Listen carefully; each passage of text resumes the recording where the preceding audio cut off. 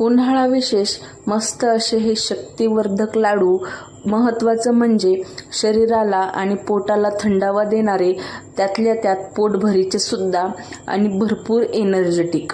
तर इथे 1 वाटी प्रमाणात मूग घेतलेले आहे, जे आपले हिरवे मूग असतात तेच घेतले.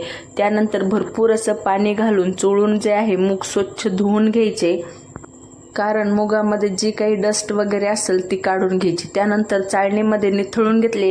एक कॉटनच्या कापडावर 10 मिनिटं आपण पसरवून त्याला थोडेसे जे आहे सुकून घेऊया.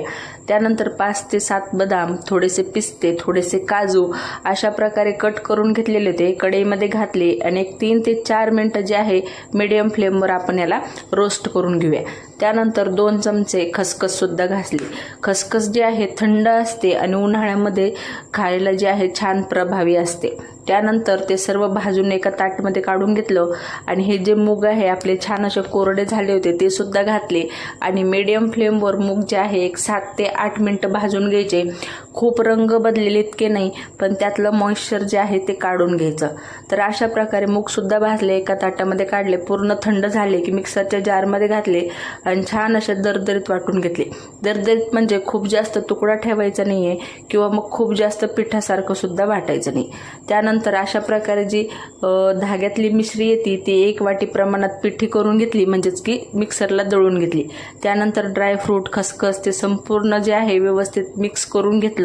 आता ज्या वाटीने मूग घेतले त्याच वाटीने जे आहे 1 वाटी तूप घेतलं होतं. आता एकदाच न घालता थोडं थोडं घालून मिक्स करूया. या ठिकाणी जे आहे आपण ज्यावेळेस पीठ वगैरे भाजतो तर खूप जास्त प्रमाणात तूप लागतं, पण अशा प्रकारे केलं की जास्त तुपाचं सेवन सुद्धा करावं लागत नाही आणि जास्त फॅट सुद्धा वाढत नाही.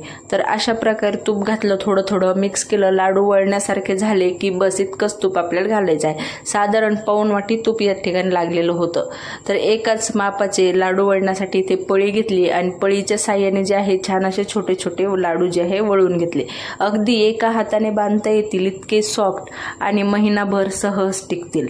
महत्त्वाचं म्हणजे सकाळी खा किंवा संध्याकाळी खा, कधी खा, पण दिवसातून 1 लाडू खा आणि एनर्जेटिक राहा. तर अशा प्रकारे हे शक्तिवर्धक लाडू जे आहेत तयार झाले, शरीराला पोटाला थंडावा देणारे. तर रेसिपी आवडली असेल तर जास्तीत जास्त रेसिपी शेअर करा. चॅनलला सबस्क्राईब करायला विसरू नका. सविस्तर व्हिडिओ पाहण्यासाठी खाली लिहिलेल्या त्रिकोणी बटनावर क्लिक करा.